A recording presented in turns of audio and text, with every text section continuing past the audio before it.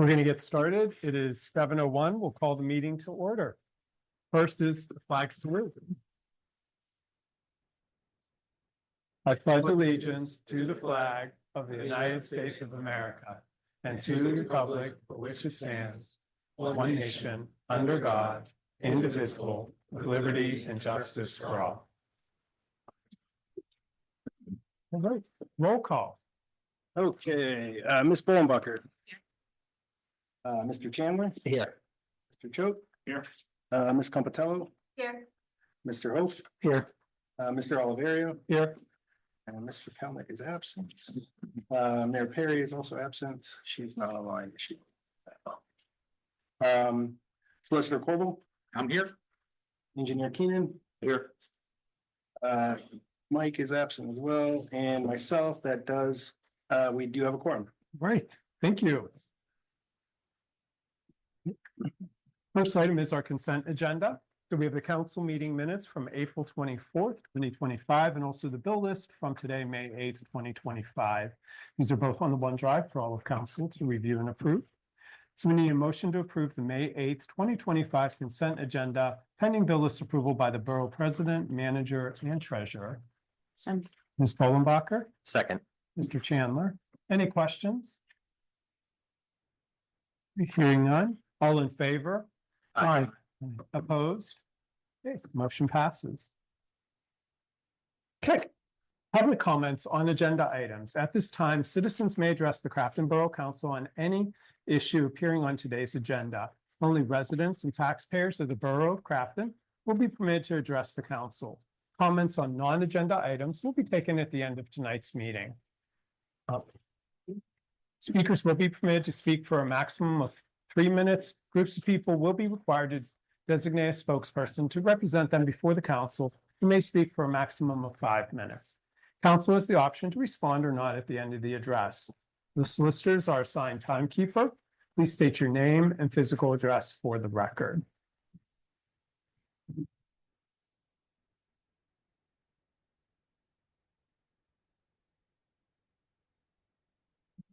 Thank you. Right. You can let me know if it's before or after, whenever you want to speak. The first one is Greg Wilbur. I'll begin first. Okay, I'll speak at the end. at the end, okay. Greg Wozniak.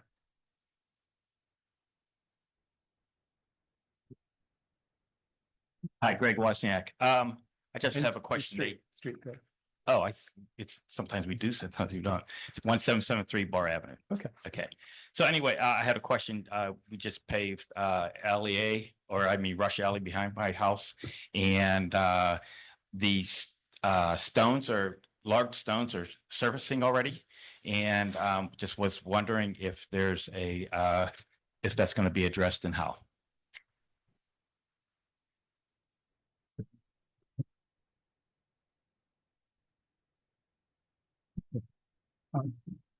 Anybody want to respond?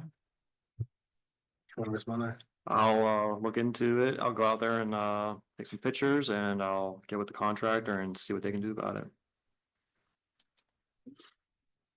it. All right. I'm still within my 3 minutes. What was the process used? There's several processes for putting down asphalt. Like what process was actually used? Well, process first is to go in and mill the street to be paved. Then you go in and you clean sweep the road that was just paved. And you go down, put down a tack coat, and then you put down your asphalt, and then you roll it and compact it. And then you seal the joints and the edges. What was the classification of the Binder course for the alleyways.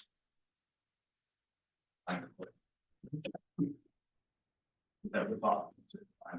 For the alleyways, yes. All right. Anybody else? Just raise your hand. Okay. Anybody online, please raise your hand. Okay. Right, seeing none raised, we'll move on. The first item is our president's report.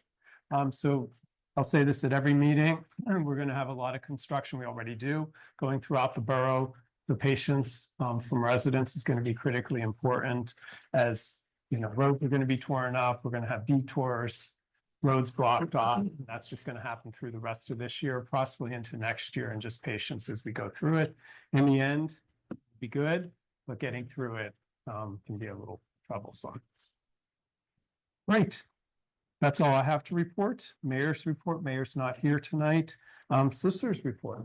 Thank you, Mr. President. Just wanted to make the announcement that we will hold an executive session following tonight's meeting to discuss legal issues and property matters. That's the end of my report. Okay, thank you. Engineer's report, Mr. Keenan. All right, good evening. First item on the engineer's report is the Broadhead Sewer Project. The bid schedule has been received and the is out the bid. Those bids are due on June 3rd. And once that is done, they will be brought to council for hopefully approval in June. Next is Crane Street. This was originally to be done with the Broadhead project. Setbacks over the course of time with the property owner and property permissions have caused delays, leaving this open for discussing the options going forward. Yeah, and we wanted to bring this up for discussion. Part of this we can't discuss publicly, so because it's a private property issue. But the other part of this was initially a smaller project that Alcoasand wouldn't do on its own as a standalone project. So they lumped this in with the Broadhead project. And going through the process of getting this set up and ready to go, we thought that the property owner, we thought that we were moving further along than we were more quickly. So this has taken much longer than we had initially thought to get permission to utilize that property. Currently, we would like to consider whether we're going to keep moving forward with this project or not. The total cost for this project is just over $400,000. The funding that we have for this project is approximately 285. I had to double check. I have to double check those numbers. And that grant, that is money from Alcoasand to do this project. And we can discuss in executive session what that timeline will look like from a property standpoint. But we wanted to just generally discuss whether council wants to move forward with this project, or would we not want to move forward with this project as a separation. This is a part of the EPA consent decree.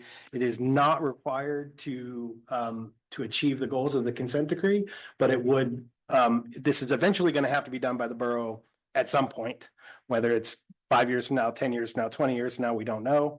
But that's what we need to consider moving forward. So I just wanted to bring that conversation up, and then we could talk about it a little further regarding the private property issues that are around it. So if we decide not to do the project, the grant money's gone. the Yeah, 280. we lose 280. Yep, we lose the grant money. If we decide to move, Well, we don't have it, but we don't get. We would not get that. We don't get compensated for it. and the cost to the borough would be $120,000 Correct, if we move forward with the project. correct. Is there a match to the grant, the 285? Yeah, I mean, the match is the 120, the amount that we have to put in. Oh, I see. Okay, so it's Yeah. not 285 is the grant that match. Well, Okay. 285 is the amount that we could get from the grant Got potentially. it. And then we'd be Assuming matching that, the 120. You know, the numbers come out, because when you do an Alcoasand grant like this, at the end of the project, you have to hold back a certain amount of money, and they have to test to see if it separates as much as you claim it separates, and then they give you money based on that. So, and we've been successful so far with all of those, but it's just caution, you want to have a little caution with that. And what's the reason that we would eventually have to do it, as you mentioned, like? within 5 Well, years? the EPA is requiring that every area of the country cleans up their rivers. Because we have combined sewer overflow, we dump raw sewage right into the river, or right in our case, the creek, which ends up in the river. And we have to meet a certain benchmark for this first round, which is basically 10% more than what we're doing now, which once we're done with Broadhead and C20 and all that, we'll be more than past that. However, it's very likely that EPA will want you to then separate everybody's liters, like everybody has their roof liters go into the combined system, lots of other things. So eventually they'll want 100% compliance at some point. We don't know when that is. Like I said, could be significantly down, could be 50 years from now, depending on how things go. Could be 10 years from now. We just don't know. I'm just gonna add here, because I know we already said it, but this is a pretty important part. Green Street, this was initially part of the Broadhead project, so that's why it may sound a little unfamiliar to council. It's not something that we had been treating as its own project. And throughout the past, well over a year, we've been talking about that Broadhead project, and if you go back to, past discussions and drawings, you will see some of that included. But it typically has been a small piece of what we've been referring to as the Broadhead project. We have a schedule to proceed with, and we do want to make sure that we meet the consent decree on time. And so because of those delays with that Green Street bit, we have decided to proceed with separating the two, though the Broadhead, what we're continuing to call the Broadhead Sewer Project, really the larger portion of the project, which is around Broadhead and that side of Crafton. That's all ready to go, and the RFP is out now. So we're proceeding with that, and that will get us to our schedule on time. So that we could keep that on schedule, that we split out the two. We issued the RFP just for the bigger portion, and we're pulling the Green Street piece out for continued discussion, and that's where we can continue to move forward with it. With the exploration and the work that's needed to get everything on board and properties on board to proceed. Or we can, have a discussion about another approach. Great. Thank you. Appreciate the clarification. Thank you.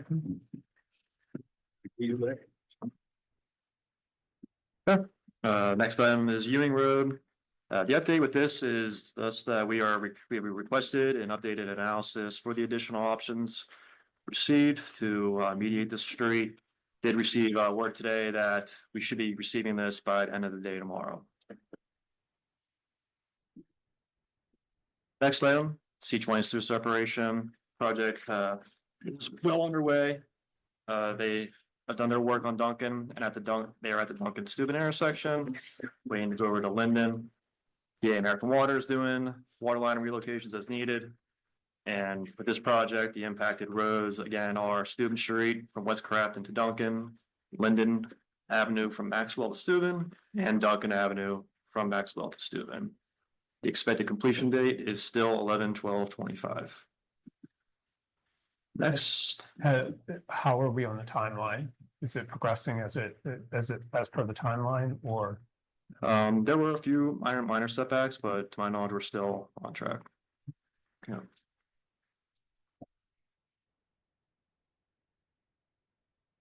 Okay. Next item is the Public Works Building.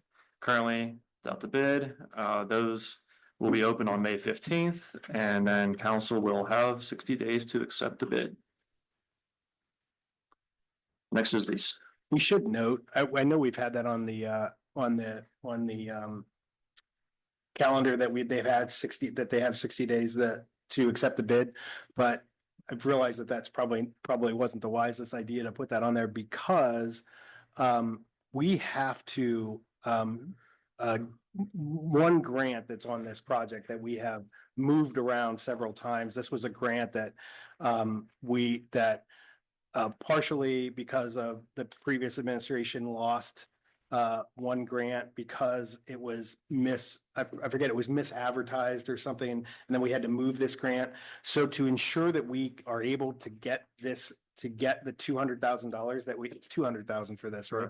$200,000 grant for this, we need to get an invoice from the folks who are doing this so that we can apply for funding by June 30th.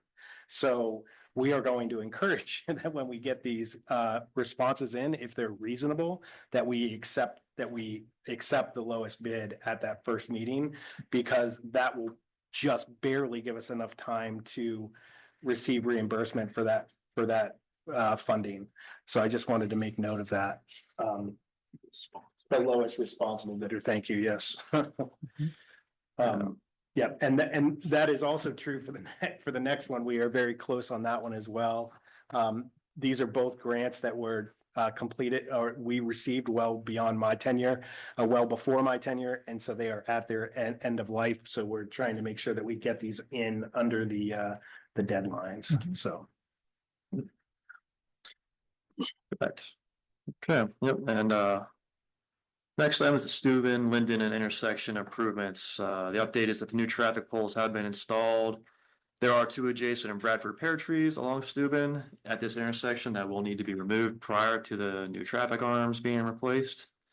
And a reminder that the completion of this project is slated for end of May this year.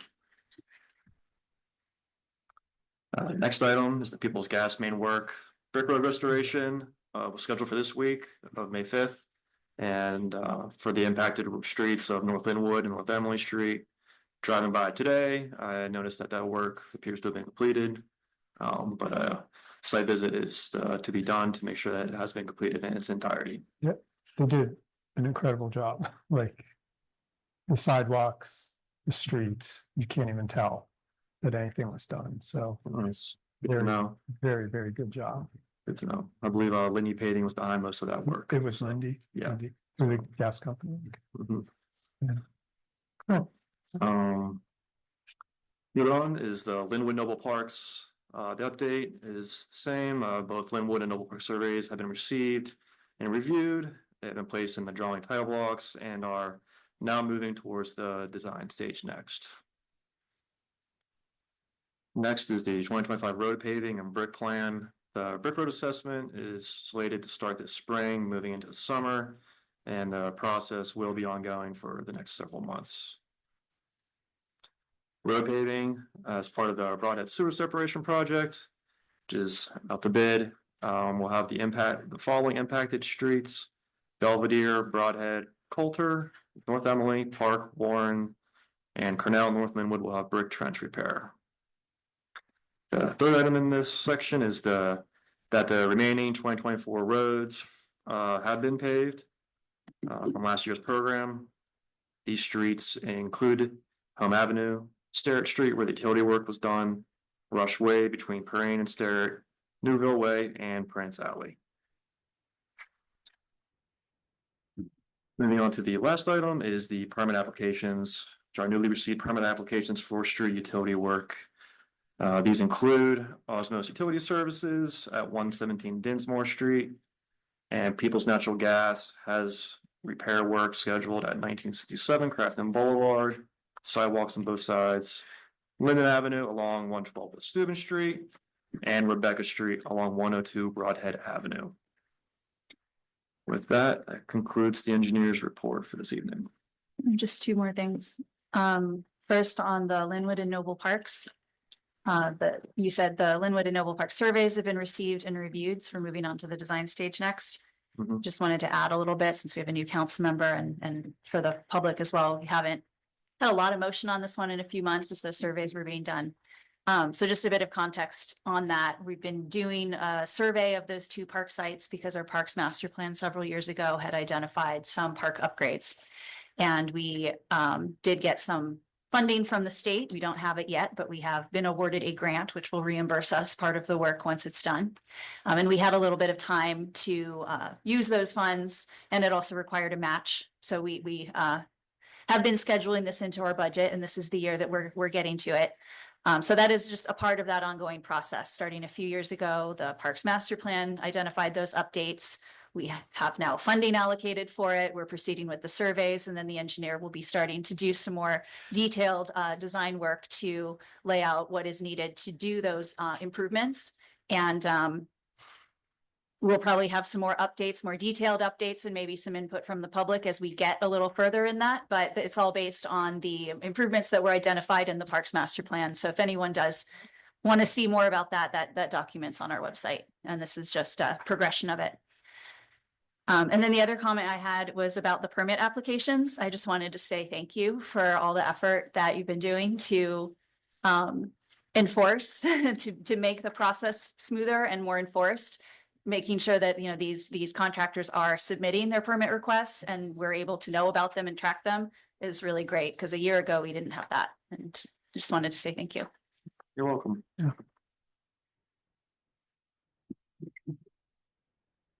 Anything else for Larry? All right, thank you, Mr. Keenan. Manager's report. Okay, first thing on the agenda, Storm update. Obviously, everybody is aware that on Tuesday night, we had some incredibly strong thunderstorms, 80+ mile an hour winds. Most of the third ward of Crafton was knocked out and was out without power until, well, I think it was either restored Thursday or Friday. I don't remember exactly. I think it was restored Thursday. And then we still had into the weekend, we had 80-some homes that were without power. At this point, I think we're down to 1 or 2 that are without power, and we still do have some hazards throughout the borough. So please be careful. I know Clearview Trail, I think, was still closed today. And DeSoto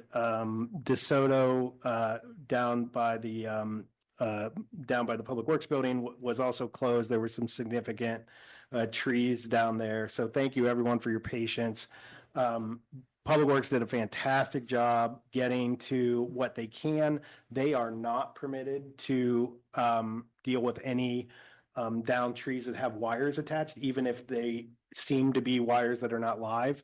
We just, as a precaution, we do not let, and that is same for the county. The county offered help to municipalities, and we reached out to them to see if they could help with that. And unfortunately, that really has to be done by the power companies or the people that they brought in to help. And they did focus, and I think they did a pretty nice job with the size of the catastrophe as it was. They focused on the areas with the largest number of outages, and then they worked their way down, which is why we still have a few small areas with, a few houses. I think it's 2 at this point, if I'm not, if I'm correct, that are without power, and that's because they were on standalone systems and difficult to get to. And so we're hoping that those are done very soon, if they're not already done. They may already be done. So I just want to thank everybody and especially thank Public Works and first responders for all their help. And residents for being respectful about the dumpsters that we had down there. They didn't get overloaded. They really did leave it for people that needed it. So thank you for that. But otherwise, that's where we're at with that outage at this point. So. Yeah, and I also want to thank Public Works. They did a phenomenal job with the cleanup. Extremely difficult situation. I mean, literally in a few hours.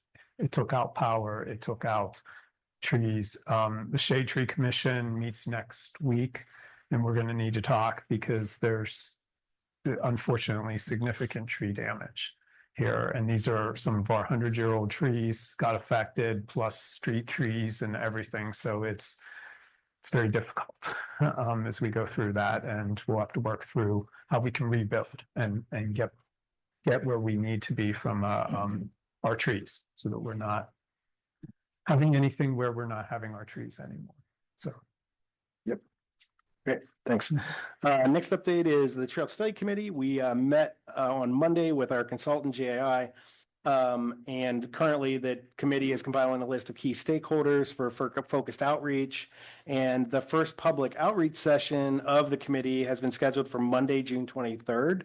And we'll be getting more information out about that and putting QR codes up on the trails. Thanks, Greg, for that idea. And capturing as much survey information as we can. So that is ongoing. Reminder to all the trail committee members, please add the names to the stakeholder list. I don't think anybody has yet, so I'm gonna probably send out a reminder on that tomorrow. And then we have a meeting at the end of I think the next meeting is scheduled for June 2nd. So that will be the next committee meeting will be June 2nd. Moving on, we with a very quick turnaround, we applied for the community project funding again for 2026. This is grant funding from Representative DeLuzio's office for the Crafton Boulevard streetscaping and school plaza enhancements. We had applied for this last year. We were told that he would add us to the list, but unfortunately Congress did not approve any of the funding this year, so nobody got community project funding this year. But we're trying again this year. Hopefully we will get, and we had basically a day turnaround to get this in. So we basically just applied for the exact same thing. And we hope that we will get added to the list and see how that moves forward. Next item on the list is the Safe Streets for All grant.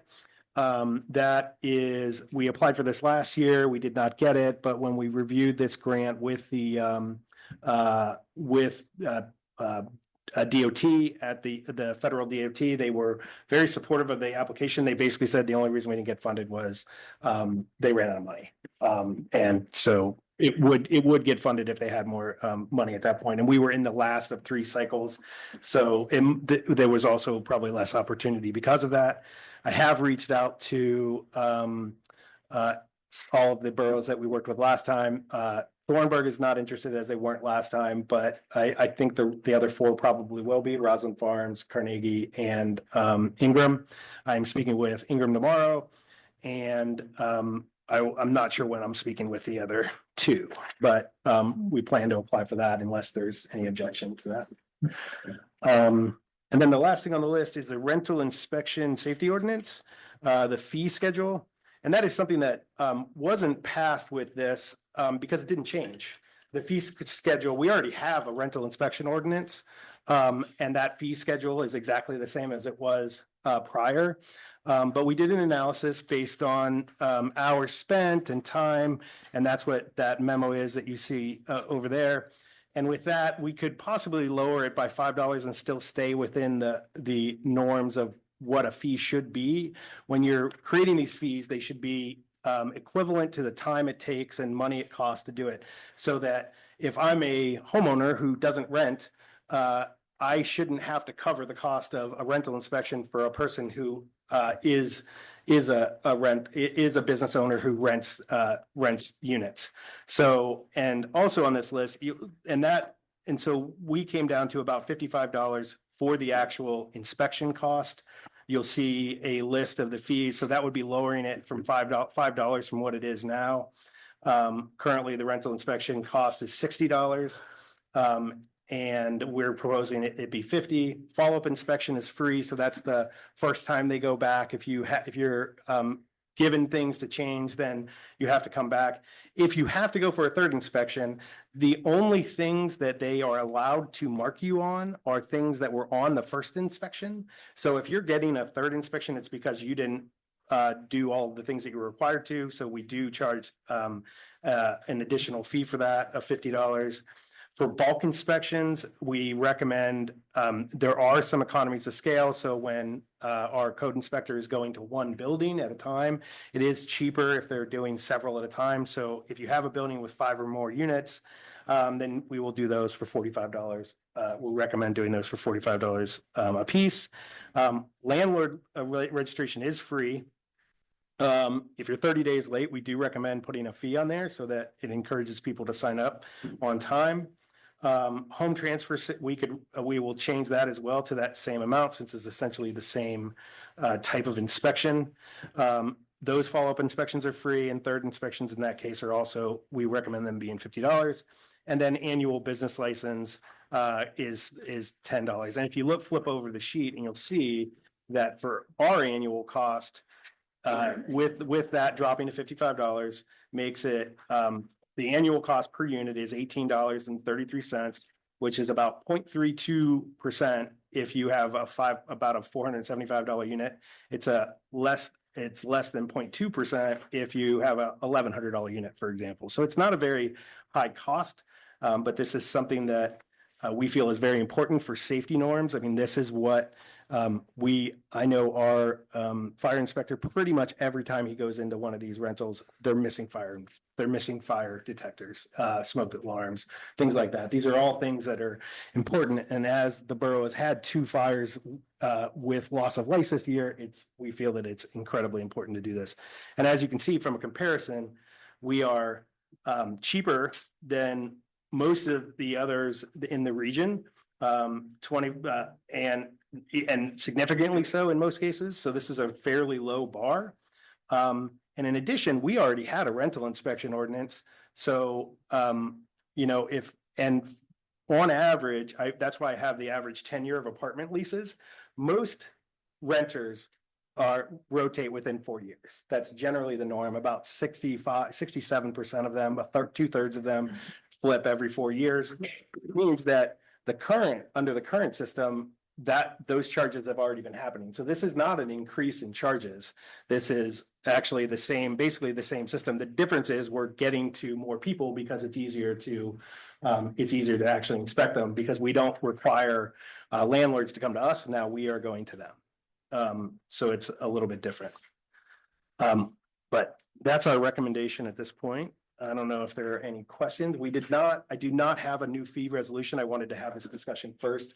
We can, if people are okay with that, we can bring it to the next meeting as a new fee resolution.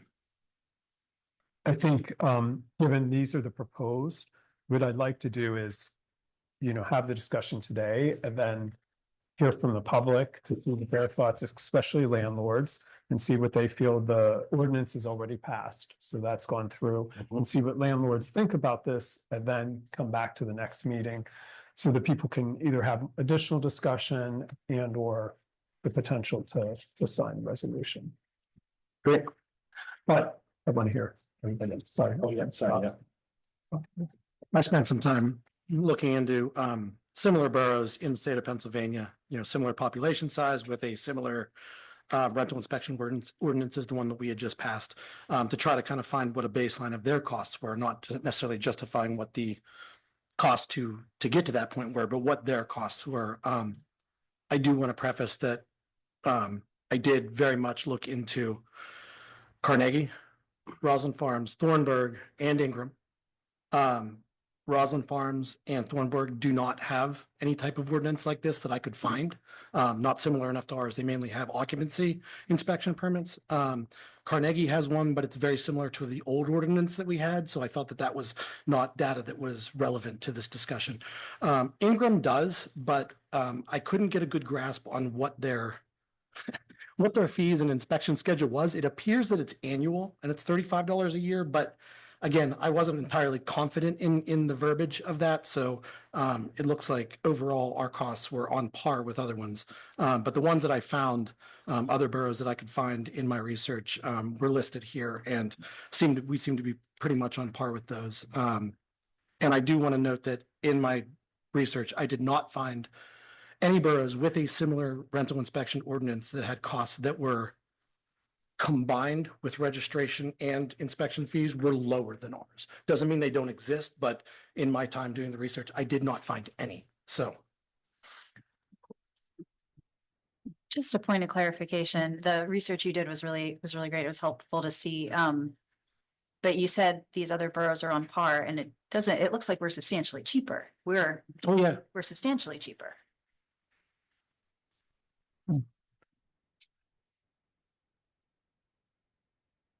I think Roslyn Farms and Thornburg probably don't have rentals. So that's probably why there's probably not a lot of rentals there.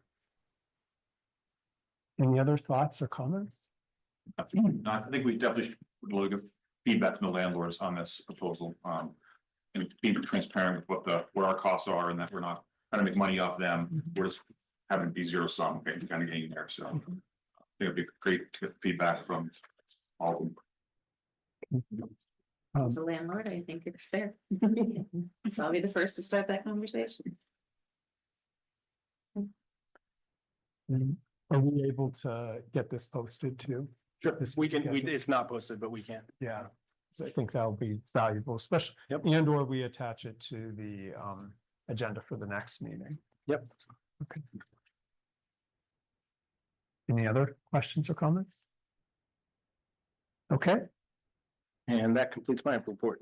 I have something else for you, actually. And I'm kicking myself that I didn't think to suggest that you put it on the agenda, but I wonder if you could speak to it anyways. You talked about the storm updates, and it made me think about the fact that the county is currently doing a hazard mitigation plan update. And it's being done on behalf of the county, but it covers all municipalities. Crafton is one of those participating. We have a representative or several representatives who are participating in that process. Being part of the county's plan means we don't have to pay to do our own. But it is basically all about the kinds of things that we need to do to be able to be resilient and come back from and quickly respond to things that like the big storm that happened last week. It deals with things like our public works capacity, the equipment we have, our emergency services, our police and our fire, the types of resources and the resources they have, the capacity they have, the systems we have in place to help get communications out, the critical services we have for residents, if residents, lose power or lose, what kinds of supports do we have to get people to shelter, to get people to food access, all those kinds of things. And so I was wondering if, manager could share a little bit about that. And I know there's also an aspect of that there's a survey for public input. Yep. Kind of a big topic, but I think especially with that big storm, this would be really good to share some information and then make sure that survey is shared on Savvy Citizen with our residents. Yep, thanks for the reminder. Both Chief Sumter and myself have been to now 2 meetings at the county 911 center to go through these meetings.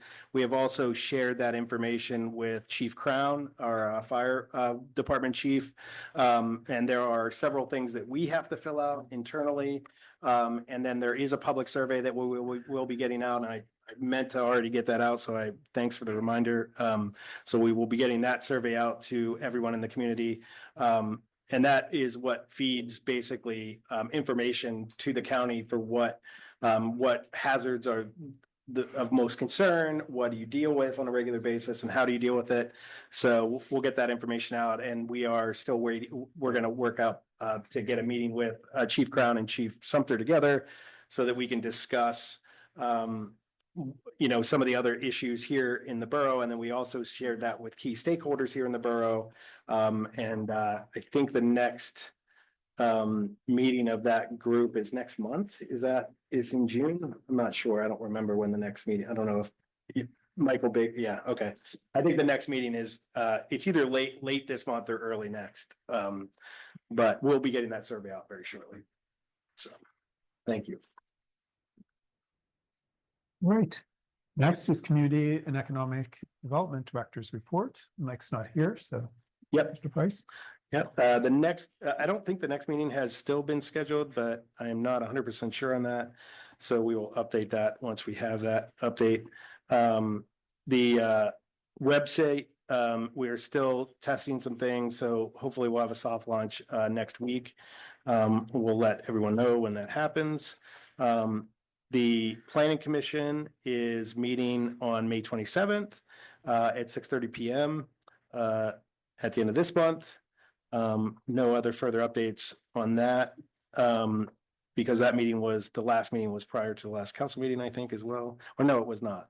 It was on the 29th. So we did discuss several issues that were brought up at the April 2nd meeting. So there were I think some small changes considered and then offered, and we will be producing a comparison document for the next meeting so that everybody can see what has changed and what hasn't changed and where we're at. So look for that coming out soon. And then the next Planning Commission meeting will be May 27th. And they also at that meeting discussed and forwarded the recommendation for the subdivision of the Ewing lot to build that house. So that will be coming to council very shortly at the next meeting. I think at the next meeting, unless there's other reviews that have to happen, I'd have to check with Mike on that. And then the last thing on this list is the Belvedere conservatorship. We are working right now on creating an RFQ to get contractors to do that work, and what that will look like. We did have it appraised. And so we're waiting for that appraisal to come back at this point. And then we'll move forward with doing the rehab on Belvedere as a contributor. Any questions? Okay. Planning Committee reports, Finance, Administration, Sustainability, Mr. Ho. The Finance Administration Sustainability Committee has not met since the previous council meeting, so I don't have anything to report at this time, but we will be meeting prior to the next meeting, so I'll have an update then. Okay, great. Infrastructure and Land Use, Ms. Comptello. Nothing major on my agenda this week, just a couple of general reminders. We did get funding from the state to do an energy audit on municipal buildings. That's already well underway, probably just about done. Yeah, I haven't received any additional information yet. I think they were doing quite a few at the same time, so I think they kind of just got bombarded. We also received funding from the state, from DCED, which is a state of Pennsylvania.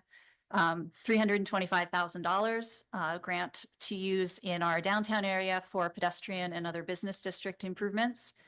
We've spoken about this at the past few council meetings. We looked at some of the different potential options that we could cover with that funding that has also been discussed and reviewed with the Planning Commission's business subcommittee.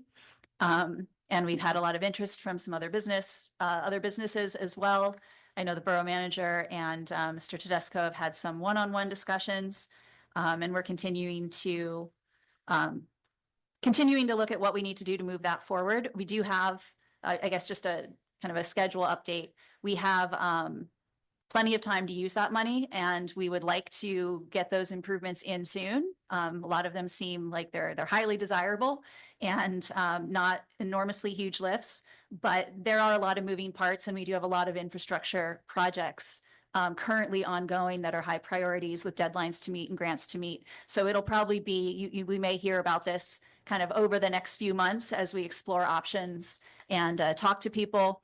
We're not in a hurry to be getting these in the ground in the next month, just because we have so many other moving parts. So we'll be taking a little time to explore those options.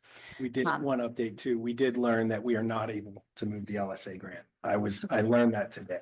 So Okay. that's that $120,000 grant for Crafton Boulevard streetscaping that we were hoping to be able to move. But unfortunately, LSAs are one of the grants that's very difficult. You basically have to change the scope to do this, and they won't allow you to change the scope. So we're stuck. Okay. Yeah, well, that's a good additional update. One of the other reasons we had talked at the infrastructure committee this last time about not yet proceeding with making a selection of what we would spend where, or proceeding with putting anything out to the public about what might go where, was we were hoping that we could add additional funding, and we wanted to know what the total pot of funding would be before we move to the next point. So sounds like we have an answer to that one. Still $325,000 is a nice amount to have. And then the third item is the PRT bus service funding. No major change there. We talked about this at the last few meetings. Council passed a resolution at our last council meeting. Based upon that resolution, we've been putting together some letters to submit to our Pennsylvania representatives on our behalf. And any residents who would like to, make their voices heard regarding the potential changes to PRT, there's lots of avenues to do that. You can always reach out to the borough if you'd like to know what any of those are, or PRT's website. So that's all for me. And again, there's a survey on that website that has been sent out for residents to complete about the PRT. All right, communication recreation, Ms. Bolenbacher. A week from this Saturday, May 17th, is our community garden party to celebrate the 10 years of our community garden. We are going to celebrate by having a VIP cocktail hour from noon to 1. It's for anybody 21 and over who would like to purchase a ticket. We will be serving hors d'oeuvres, sangria, and having live music. Tickets are $25 per person, $20 if you are a senior. If you're interested in purchasing a ticket, please go to the borough website to purchase. From 1 to 4, we're going to have a free festivities for all ages. So this, you don't have to buy a ticket for. Anybody of any age is free to come. We're gonna have things like garden tours, cooking, and seed sowing demonstrations, and more family-friendly activities. So come on down and see what our garden has done. They've done a really amazing job. So I highly recommend you come and check it out. Our next rec board meeting is next Tuesday, so I will definitely have a lot of details to bring for the following events. But for right now, I'll just give everybody a reminder of upcoming events for the remainder of the year. We have our 4th of July celebration on Friday, July 4th. We have our Fall Fest on Saturday, September 27th. We have our celebration of lights on Saturday, December 6th, and our holiday house tour on Sunday, December 14th. And as always, rec board is looking for volunteers, so please go to Crafton's website and let us know that you'd like to help. We would appreciate it. Our newsletter is getting assembled. We're in the final stages of that, I believe. And that should be getting to your mailboxes in June. Do you know what we get? I don't, I'm sorry. No, that's okay. I Don't didn't think remember. we knew yet. Once I have a better idea of what week to expect, I'll let everybody know. And I think that's pretty much it for today. Yeah. Great. Thanks. Okay, thanks. Board Commission recruiting, Ms. Compatello. Right, well, Pam is unable to be with us this evening, so it's back to me, and it's not too long tonight. Our current open positions, we only have one currently open right now. It's a Civil Service Commission alternate seat. There's one alternate seat available. It's a 6-year term that will be expiring February 1st, 2029. I'll go through how to do that, but we'll do that at the end. There's one other upcoming position. Will be starting with the beginning of 2026. We have a position on the Zoning Hearing Board. We have one 3-year regular term, and then also one alternate seat. So again, Zoning Hearing Board, and both of those will become open in January of 2026. So anyone interested can start tracking that or thinking about getting an application in. Perhaps a little later this year, but as always, all of our seats, both those that are filled and those that are currently open, are all listed on the website at craftonborough.com/commissions. You can see all seats that are available. You can see the dates and the terms of them, whether they're filled, when they end, and what is currently open. And the application is also on that website. And that is all. Great. All right. Council of Governments, Ms. Bollenbacher. We have not met since the last council meeting. So I just want to let everybody know the next meeting is next Thursday, May 15th at 6:30. And it is at the Collier Community Center. And I am looking for someone to go on my behalf. So if anybody's available, please let me know so I can let you know. I have that on my schedule for now, but if anybody else wants to go, I'm happy to turn that over to them. Great. They feed you, if that's any kind of draw. I think we've all been through those. We all are aware. All right, community announcement. Our next council meeting is Thursday, May 22nd at 7 o'clock. We do have the garden party, like Ms. Bollenbacher said. It is next Saturday. 12 to 1 is the cocktail hour with paid admission. And then after that will be all sorts of family fun activities. See the community garden, see the new fruit orchard that's out there, and the trees are all starting to bloom right now. So take a look at all of that next Saturday. Pool passes are already available. The pool's going to be opening very soon. By our next meeting, the pool will be 2 days to be open, amazingly. So get your pool passes now, and you can see the information on the agenda of those. Also, we have Election Day coming up in less than 2 weeks on May 20th from 7 a.m. to 8 p.m. Make sure to check your polling location. Some of them have changed. Okay, anybody else have any other comments? Okay. All right, public comment. At this time, citizens may address the Crafton Borough Council on any issue. Only residents and taxpayers of the Borough of Crafton will be permitted to address the council. Speakers will be permitted to speak for a maximum of 3 minutes. Groups of people will be required to designate a spokesperson to represent them before the council, who may speak for a maximum of 5 minutes. Council has the option to respond or not at the end of the address. The solicitor is our assigned timekeeper. Please state your name and physical address for the record. So we'll go Bob or Greg. Yeah. Okay.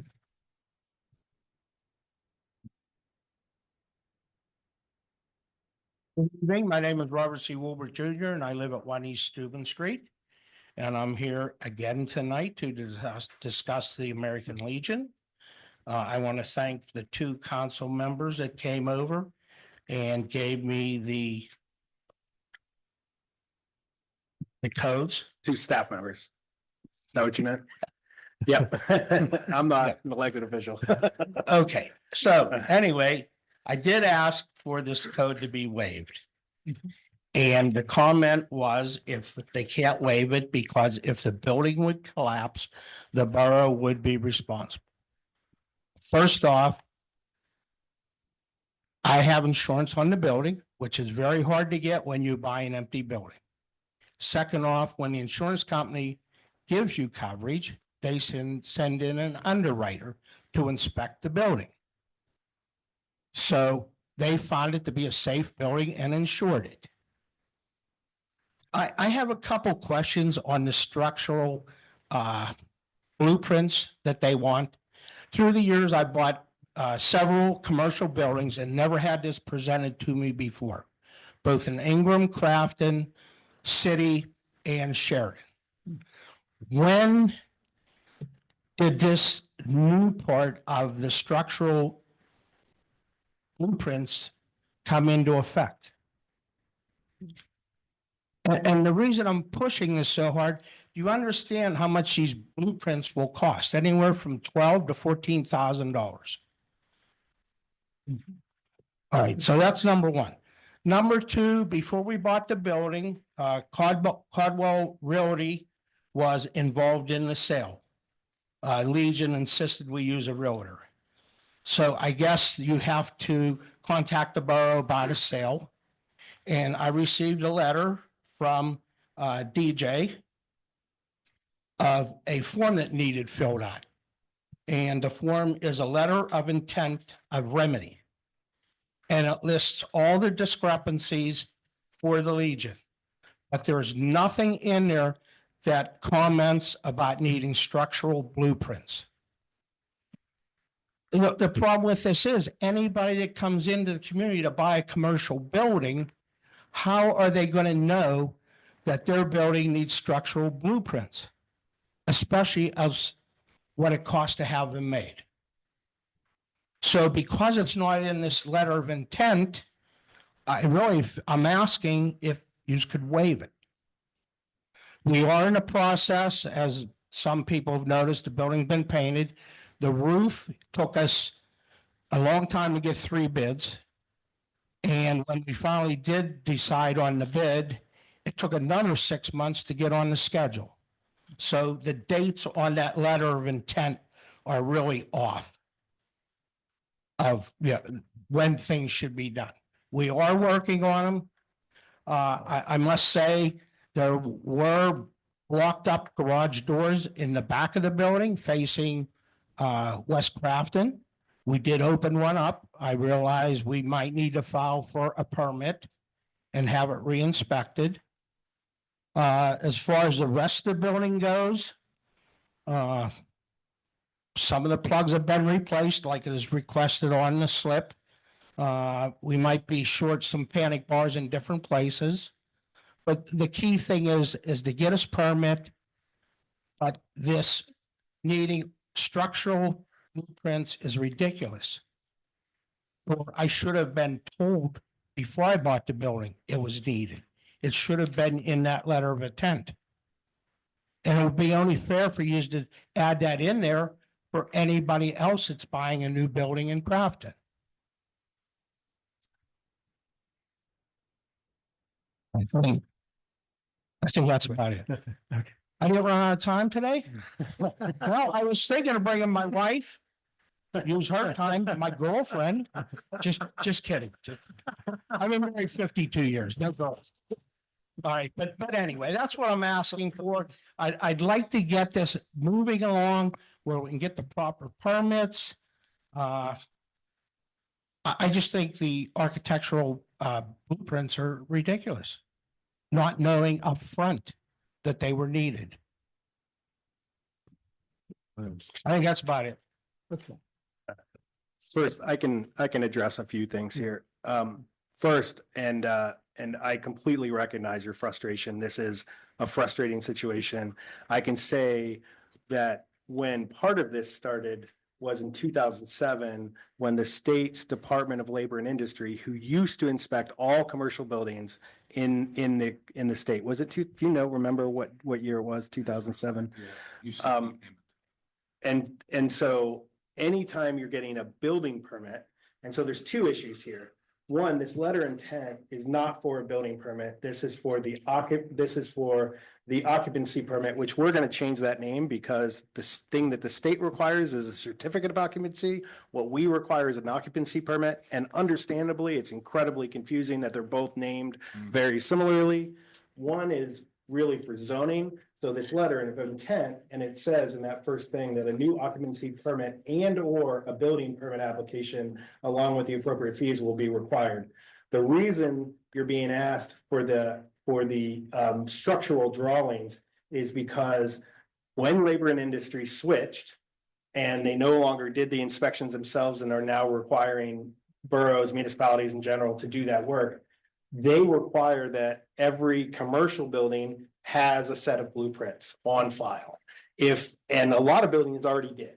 And I know that you did the work to figure out whether your building did have those in place and you Yeah. don't, and your building doesn't.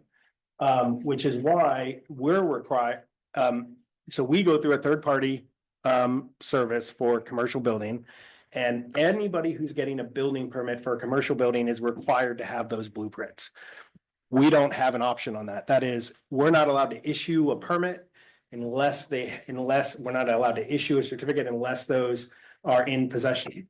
And so when I met with you, so one of the things was, so there's the occupancy permit for that letter of intent and those deficiencies, those would not require that drawing. Why you're being required to, because you have changed the use of the building. The building was used as an assembly hall before, now it is being used for, and the way, and again, I'm not a code official, so I will only tell you the way it was explained to me. When you have a use in a building, which under the old building, it was all used as an assembly hall. It was considered assembly hall, and it was one tenant. Now there's multiple tenants, which changes the use of a building according to the state code. In addition, you have two different uses on two different floors. We did offer that if you kept it as one use, you wouldn't be required to get that building permit. But because you are changing it to two uses, and multiple tenants, that triggers that we have to require a building permit. And a building permit requires that you have those drawings. Unfortunately, we cannot issue that permit without those drawings, or actually CodeSys in our case can't issue those without those drawings. If you kept it as one use, there's no issue. You can just get these things done. But because you're switching the use and you're switching the number of tenants, then we're required our code officials are required to get those drawings. Beyond that's, and I didn't say that if the building collapsed, I said if any other issue happens, like the doors, for example, that right now you have an assembly hall with doors that close inward. And if you have people get stuck, if something happens, a fire breaks out or something, and you have people rushing to the exits and they're not push open exits, people get trapped. That's how people get hurt. The reason these things are in place, these codes are in place like this, is to protect people, is to make buildings safer. I get that the way this has happened and the way they've dealt with this has not been great. We had the same issue. We're having the same issue with another building. And they're having to spend a lot of money at a sale because they need to get those drawings themselves, and they did not do what was necessary to bring their building up to code. But for safety issues, as a regulatory body, that's what we're required to do. Well, I have no trouble with getting the building up to code as far as doors, exits, panic bars, those items. The gripe is that I bought a building, the letter was sent from the borough, nothing was ever said about this document of needing structural blueprints. And if a person like me has bought several buildings over the years, commercial, and never been confronted with this before, how am I to know that? This should have been presented to me before I bought the building. That should have been added to your documents and given to a person when they buy a property. But the borough couldn't advise you of that because at that time, there was no intended use of multiple tenants, etc. So it wasn't ripe at that time for anybody to say anything. It could have been used as an assembly hall, and then you would not have had this requirement be triggered. So, I understand what you're saying, but at the end of the day, there was no reason for anybody to say anything that you have to do this, because that didn't occur until you decided to do what you're doing with the building now. So what is the reason for having structural blueprints? To say the building's not going to collapse? Mr. Price It is part of the building permit application process. That is and that is listed, that you might need a building permit application, and unfortunately, part of the building permit application is first making sure you have a certificate of occupancy with the filed. And that's what we learned was not filed. And so then it triggers us requiring that step. I'm not, I would love to not have you do it, but then it puts the liability on the borough if anything happens. And I think that's where the risk is. Yeah, it's also an equal protection issue, like why, when the next person comes along and says, well, you didn't make Mr. Wolbert do it, why do I have to do it? Well, this should be presented to every new person that buys property. Again, if at the time you said, I'm buying the property and we're changing it from X to Y, then yeah, I would agree with you. Somebody should probably mention to you, like, if you don't have these, you're going to have to prepare them. But that isn't what happened when you all bought the property back then. Well, So the building was in deplorable condition. Roof leaked for over 3 years. Fortunately enough, the building is concrete, I-beam construction, so no rotted wooden beams or anything. So, okay. So- Let me ask you this, because there's a lot of deficiencies on here. Are these all being corrected? Because this is what. We have a lot of them that have been corrected, yes. Okay, so this is not updated here. No, Okay. no, I don't have anything marked there that's been upgraded so far Yeah, because I'm at a halt because you're. with the blueprints.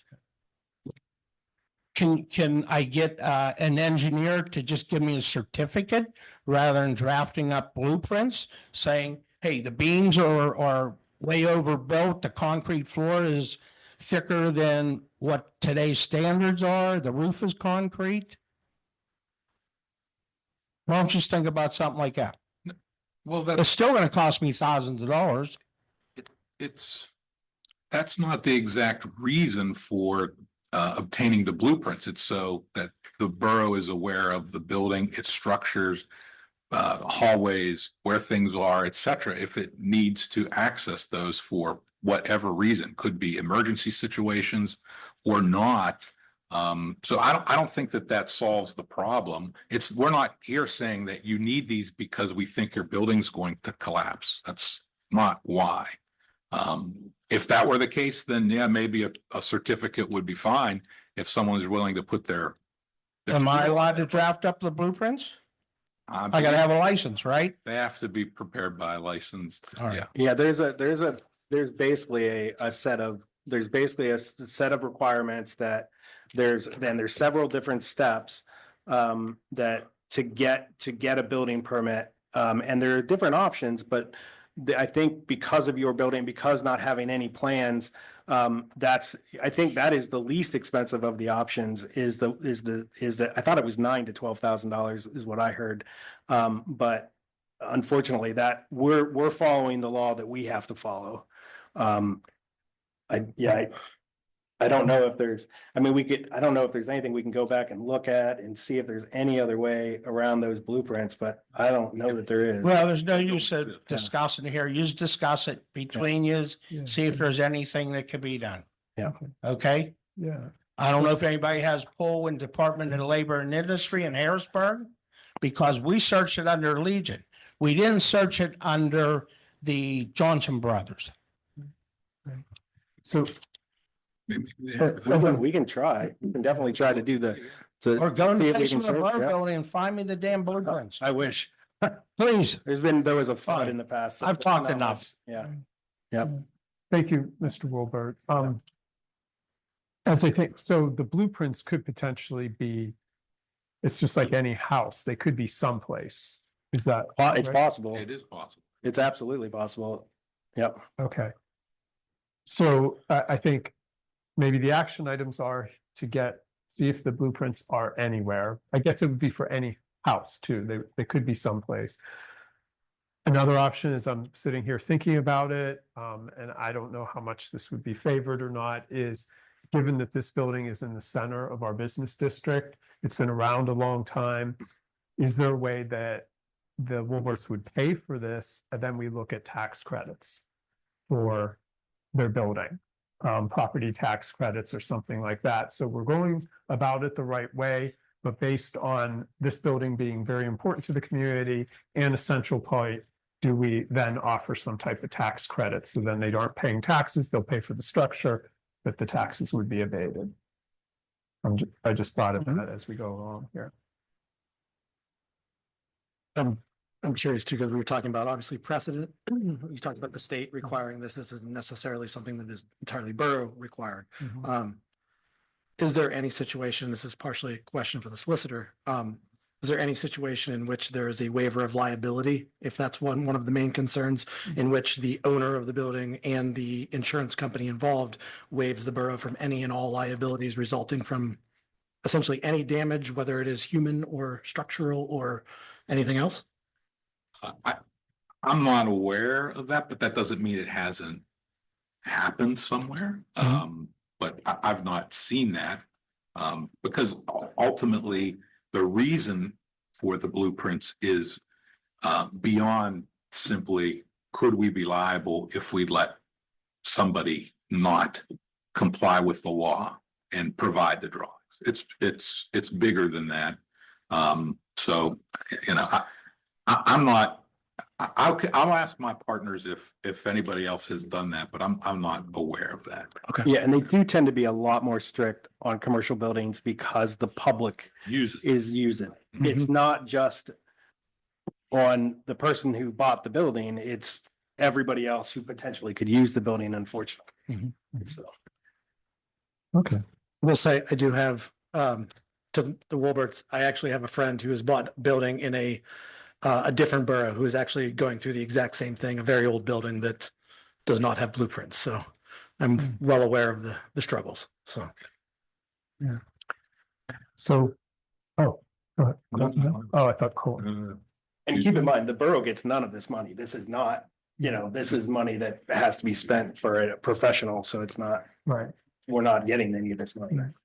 Okay, so I think as an action item, we can include this maybe on the next agenda for the next meeting. And the actions would be to check if there's blueprints anywhere for this building. Also, Steve, to check about the waiver of liability and potentially think from a council perspective if tax abatement would be an option. I would be in favor of tax, taking it out of taxes or however, sorry, you put it so well, it's been a long day. But yeah, that I would be in favor of that if they were open to that. As a consolation so that we can still get it done the right way and they don't have to be out of pocket as much. From a precedent standpoint, you know, we look at these things and we need to make sure that our process or that we require this as part of any type of sale, but this is, like we said, a central part of our business district. And that's reasons that you do tax abatements for those reasons, so.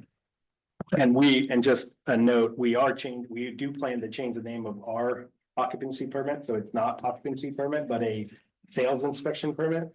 So that is clear in the future.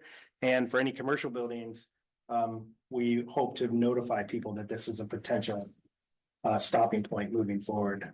Okay. So that they, you know, just to be abundantly clear. And I think it would also be valuable to Mr. Wilbur to bring an updated deficiency to show where the deficiencies have been corrected on the report.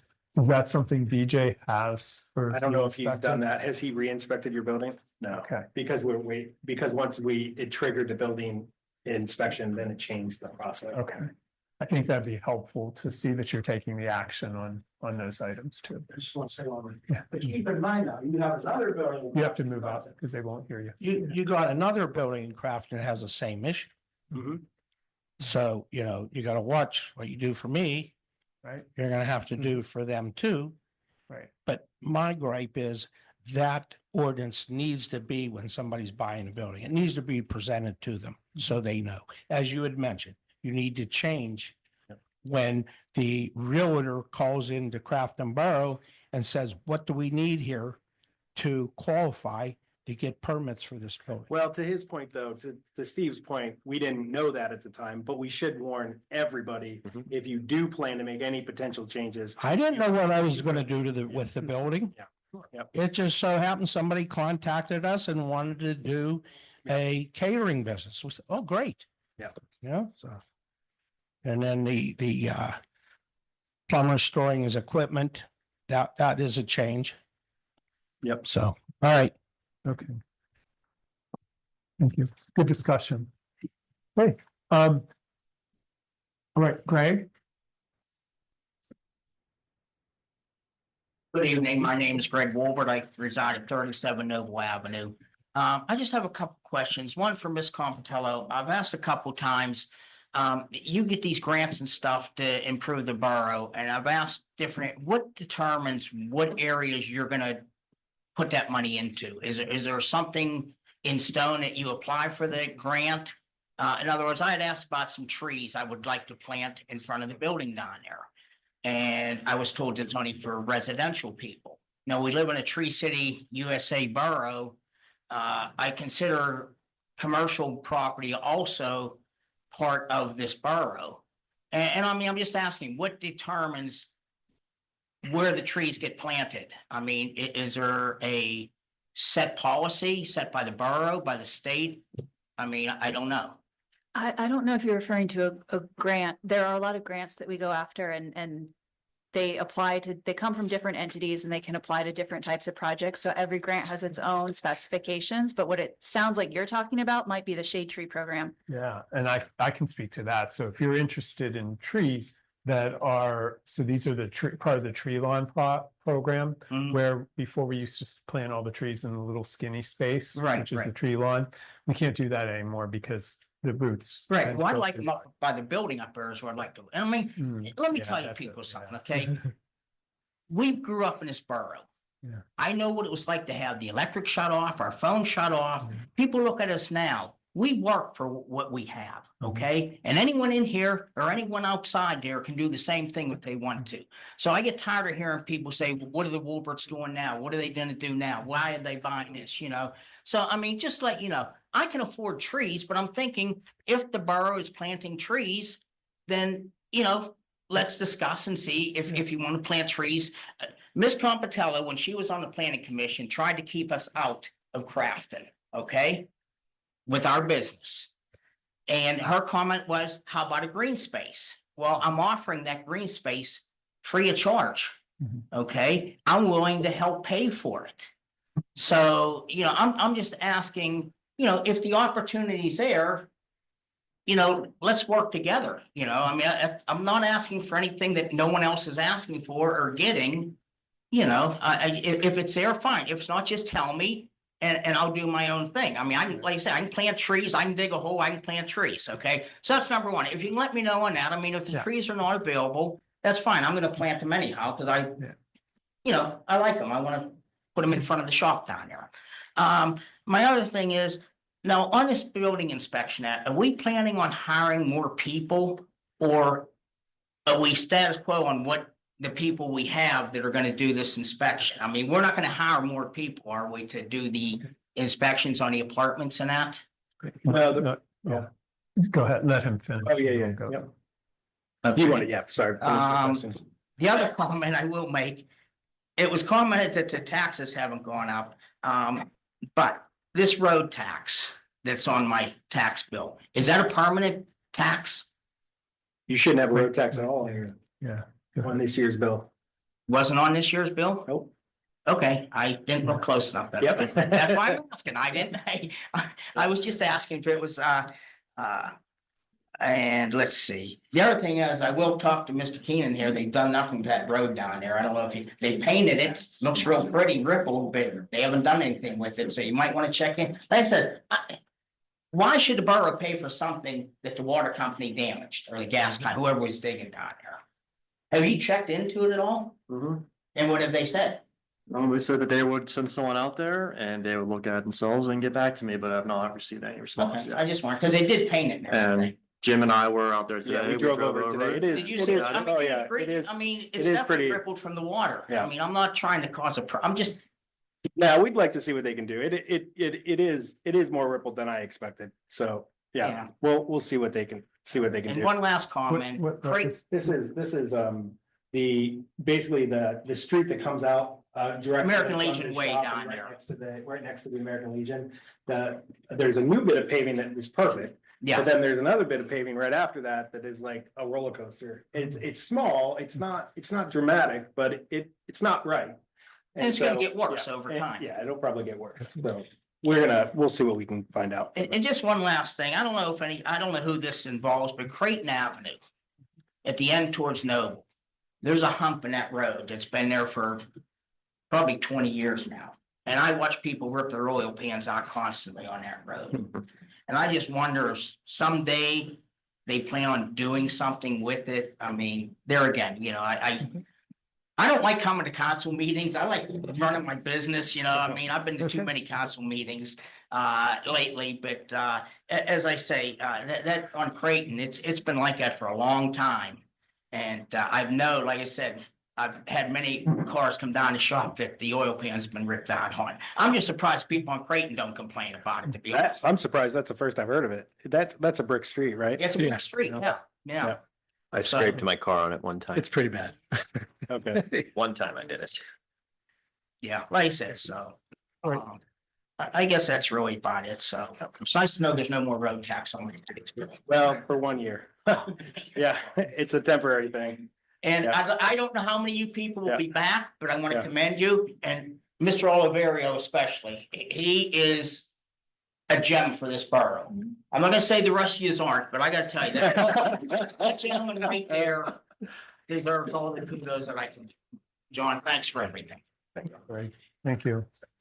It's very nice. But let's address all of his issues. So the tree lawn, because I didn't finish that. So basically the little strip, we can't do that anymore. So what we discovered is you can plant it in people's yards. So it's not that little strip, it's what's behind there. And that's where we're planting them. And some of them go a little further back. It depends, because we don't want to be around.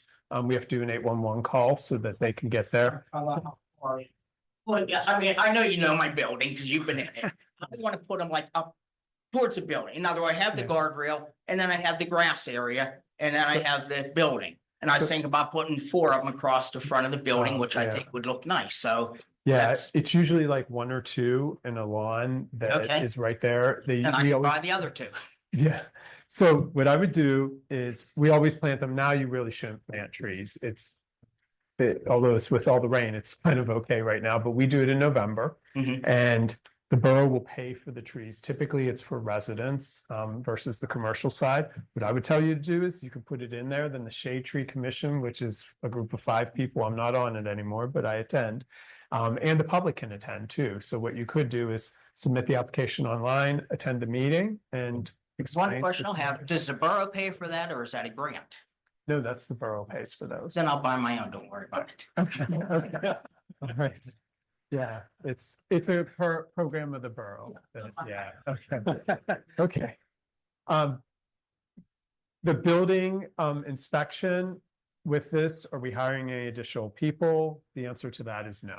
Yeah, there's not going to be any hire. We did convert the code inspector to a full-time position from part-time in that season. So that position's full-time, but there's no additional hires there. In addition, we're implementing code enforcement software that also cuts down on time. There's a lot of paper steps right now that will be eliminated. So that should help with efficiency, so we don't have to hire somebody else. Then I think American Legion Way, we're gonna look at that road.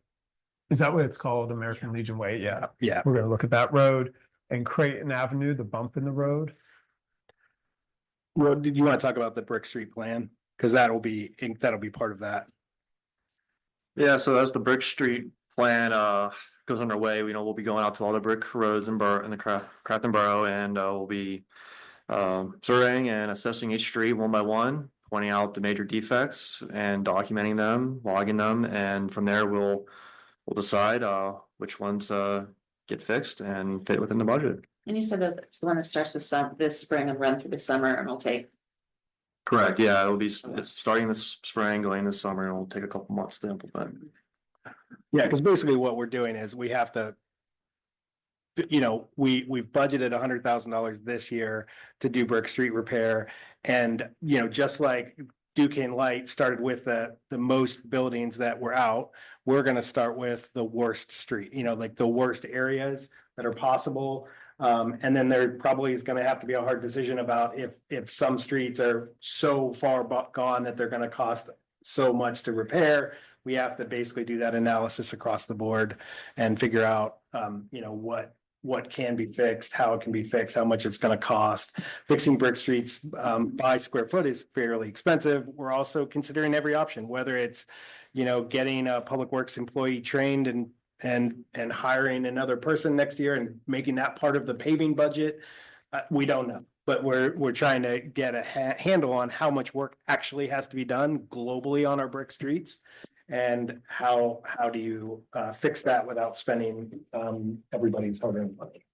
Streets hold fundraisers. What's that? Did residents on streets hold fundraisers, rebuild my street kind of thing and put them. That's possible if they, but want to realize that is it's not a small cost. It's pretty significant. Like one street, Union Street, for example, would be close to $1 million. So it's, yeah. Yeah. Yeah, that's absolutely. We're open to all the ideas. Yeah. And that, Yep. That's not a bad idea. GoFundMe isn't. right. Can we get the bricks engraved? And Oh, there you go. And have people pay per the brick? There we go. Yeah. Yeah. It's not a bad Name on it. Right. Yeah. There okay, you go. and I will say the one under the underpass, for the overpass, there's that hit also that you hit and it just flies Oh, your car yeah. off. It doesn't look like it and you hit it and it sounds like your whole car exploded. So another one to check out. Okay, I think we got all your questions, Greg. Thank you. Anybody else? Just raise your hand. Sandy?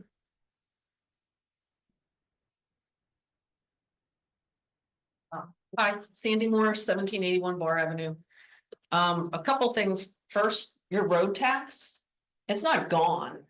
It's rolled up in our taxes didn't go down. It didn't go away. It's just listed as one line item this year instead of two. Just so, you know. So, Okay. yeah, I appreciate that. I don't think that's what you got from what they told you, so. So, let's see. Oh, on the paving for the alleys, I think you mentioned that they would seal the edges. Was that just the edge where they hit the other streets? Because we have a lot of driveways that have now concrete and a crappy asphalt on the edge. So I don't know if they were supposed to seal those, but they're not. So I don't know if you want to look into that. I'm not sure what the sealing total, they put a seal down the middle of the street and at both ends. I don't even know if they did both ends. No, they did one end, just the one end. Yeah, so I don't know if you want to take a look at that. And for Perrine Street, just so all of you know, as a resident of Bar Avenue, when that sewer backs up and it rains super hard and it gets backed up, the water starts going up the alley and it starts going in our houses. So most of us either have like backflow valves anymore or plugs that we put in or something, but it just keeps moving up the street. So whoever doesn't have that gets flooded the next time with sewage.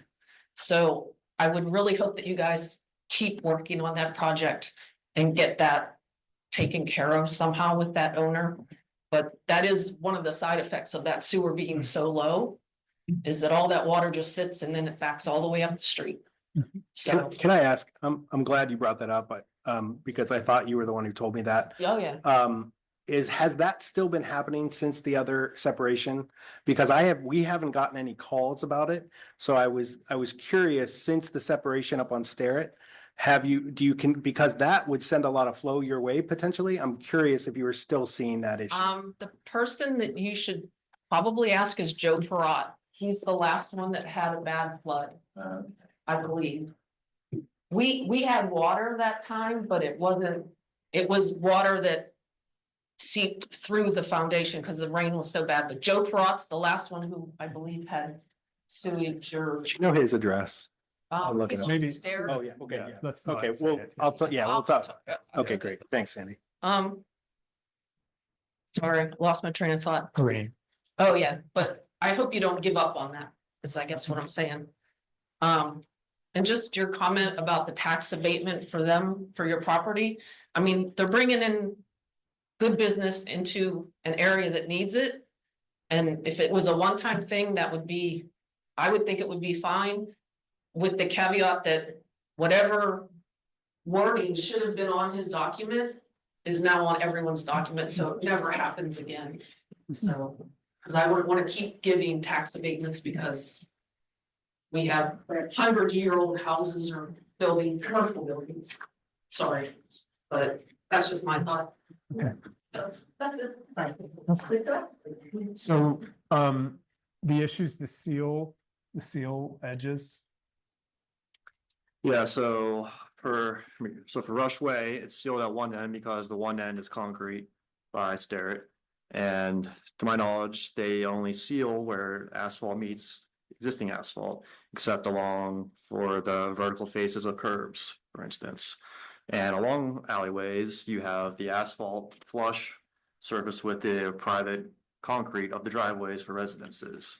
You go along there and you put your seal, and it's not going to be a straight edged, nice and neat joint. It's going to be, almost kind of like messy in a way, because that's just how it's applied along the joints. So if you were to do that along these private driveways, you'll have that, and it won't look too good. It'll look pretty, it'll look kind of sloppy, but that's how those joints are handled. And we can also address that alleys do not require the top coat that a normal street does. Wearing course. Right. If you want Yeah, to, and the wearing course has smaller fines in it. It's typically 9.5 millimeter gradations, whereas the binder course is more so larger, 19.5 millimeters. That's why you see what appears to be larger stones in binder courses. And with alleyways, they're low volume, low speed roads. Therefore, they're not necessarily requiring the top wearing course that the main streets have. Okay, thanks. And then Perrine, so from this agenda, of course, our next meeting, we'll be discussing it. So if you can make it, Sandy, and if you can encourage any of the residents to come, that would be good, especially the ones that live around your area. And the gentleman you had mentioned, that would be good to come to that meeting if you can. If you can't, if you can send an email, you can do all those things if you can't, or go online. Okay. Then the tax abatement was your statement. Okay. Anyone else? Oh, did you want to address the road tax concerns? Oh, yeah. Do you want to? Sure. Me too. Go ahead. Regarding the road tax, just so everybody's aware, the road tax is typically something that we have, and we suspended it this year. There was good reason for that. It was very purposeful. A lot of the C20 separation project that we had, there was grant funding that we needed to get from Alcosan from that. And unfortunately, we were so late in the process for everyone who needs to do the separation that Alcosan is running out of funding. So it's just more horses at the trough, so to speak. So we didn't get what we thought we were going to get, but we still have to do the separation. The road tax, the tax that we collect from that goes into the road fund, and what we're allowed to use that money for is restrictive. There's only certain things we can use that for. So we got a little creative and we said, if we suspend the road tax, we roll that money into our general tax amount, we can then complete the things that we need to do that we wouldn't be allowed to use that money for otherwise for the separation project. And then once that is completed, then we basically go back to what we already had with the road tax again. So we had to get a little creative with the way the taxes were working so that we could get done what we needed to get done without raising any taxes. So that's the reason for it. It's a temporary thing. This year is the plan. Taxes are bad. No. It's just a matter of, what's going where. And it's important for everybody to know, just because when you look at your bill, I mean, at some point, you're going to notice a change, but one went down, the other one changed, but at the end of the day, it's the same amount of tax. So that's the reason for it, essentially. So. Yeah, and I could add one thing, and I'm sorry, I didn't mean to make it misleading, like we weren't paying a tax. It was just that it was changed. The other, just one clarification is, because we've been collecting that road fund for years, there was, I think maybe during one year in COVID, maybe not, I wasn't here, but they might not have paved, I think, 1 year or maybe even 2 years. So the road tax then collects into a reserve fund, and that reserve fund is only allowed to be used for roads. And so we had $2 million in that road fund that wasn't fungible. We couldn't use it on other things. So by eliminating it for 1 year, we're able to make that money more fungible so that we can use it so that we can use the taxes collected this year for those other projects. And then it diminishes that road fund some degree because we are spending, we budgeted $100,000 for brick street work. And then we budgeted $137,000 or so for the Broadhead, or I'm sorry, some of the C20 work. Broadhead is completely grant funded at this point. So some of the other areas, and that way we're able to kind of work down that money and allow more fungible money so that we can spend it on other projects. That's why that was switched. Right. Anybody else here? Right. All right, online, if you can raise your hand.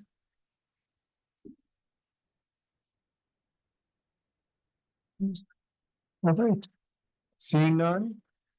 It is 8:32, meeting adjourned. Thank you, everyone.